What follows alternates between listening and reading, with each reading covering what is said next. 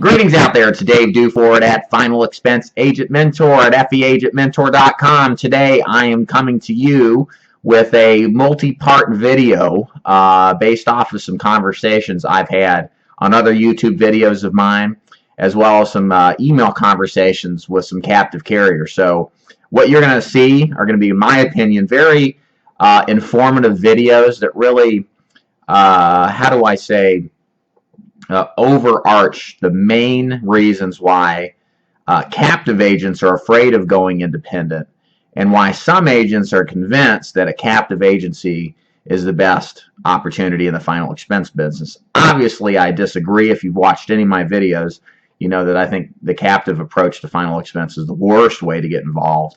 And so I think this video series is going to be a great opportunity to dispel some of the most common rumors as it applies to the final expense industry, and why truly going independent is the absolute best way to succeed in the final expense business. So let's start off with the first one here. I'm looking at my series of questions and that were posed in these conversations. The first of which is a big issue that a lot of these captive agencies claim is that they issue business better.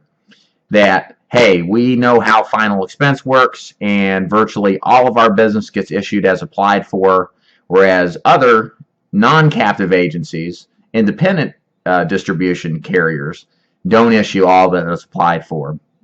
For example, there was a comment from a gentleman in one of my YouTube videos that said, the biggest problem with being, and I'm paraphrasing more or less, he said that the biggest problem with going independent is that you don't get all your business issued, whereas his captive agency, the company named after president, says that they issue most of their business. When they say most, maybe 9 out of 10 issued as applied for. So this is a common objection you'll hear from captive managers. Of course, you always have to take anything that is said from a guy who's married to one company with a grain of salt.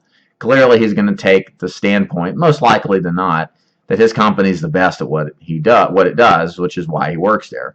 But most of these guys never have any disdainful or negative things to say against their operation. Obviously, you can say the same thing about what I do, but what I would hearken to is that I'm not married to any of them.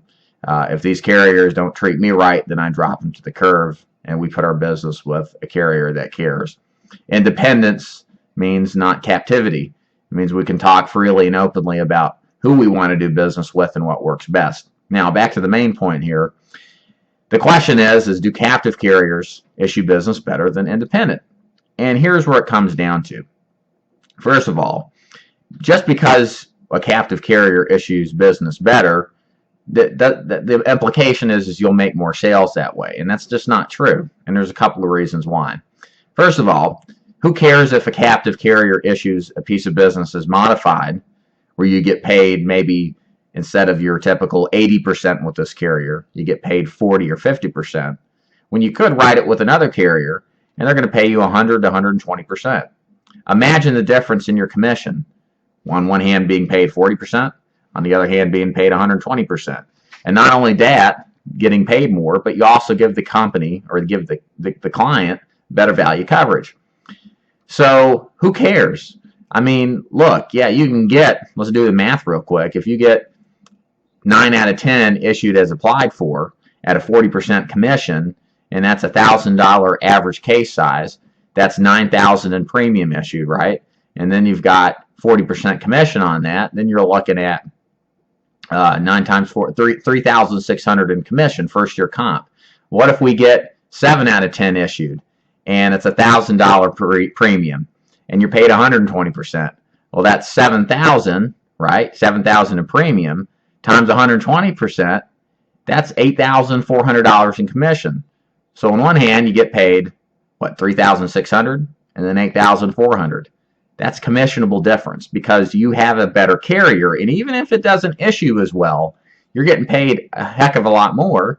And the reality is that business is going to stick on the books anyway. Whereas the guy with the 2-year modified is probably going to have a lot of his business lapse. Even if he does have a better issue as applied for ratio, he's not going to keep a lot of that business like I would with my better carriers. But the reality is that in final expense, 7 out of 10 independent carriers issuing is a pretty low number anyway. For example, one of the things, of course, as a new agent, that's going to happen more often than not, where your business isn't going to issue is applied for as high as it would for me. But once you become accustomed to the carriers and you know the underwriting and you know where to stay away from, it minimizes. You should be getting 8 to 9 out of 10 deals issued as applied for. And again, working with the right carriers that are smart about being in the final expense business, but allow you to keep your independence, you can increase that ratio anymore. For example, Security National is an excellent company that issues much of its business as applied for. There's other companies as well, especially the companies with phone interview. You call up, you get an instant approval, and you send it in, you got the business booked. So you're not going to get a lot of non-issued as applied for because you got it approved over the phone. Hopefully as applied for. If you didn't, then you can go to another carrier and pivot from there. So that's the purpose of this video, is just to dispel that rumor, because again, it's a statistic. It's so what if it's 9 out of 10 issued? What really matters is the details. The devil's always in the details, of course. Specifically, how much do you get paid on what does get issued, and what about the ability of it to stick on the books? All of that factors out into what actually hits your bank account. That's what matters more than the actual apply ratio or approval as applied for ratio. And of course, it's important. Don't get me wrong. It's just that you have to look at the whole picture before you make a determination that, because we get 9 out of 10 deals where your comp sucks, issued as applied for, that we're better than the rest. That's a non sequitur. It's a bad argument. And hopefully it's one that I've successfully defeated in this video. If you've got any questions about anything that I do in the final expense business, check my website out. It's Final Expense Agent Mentor at feagentmentor.com.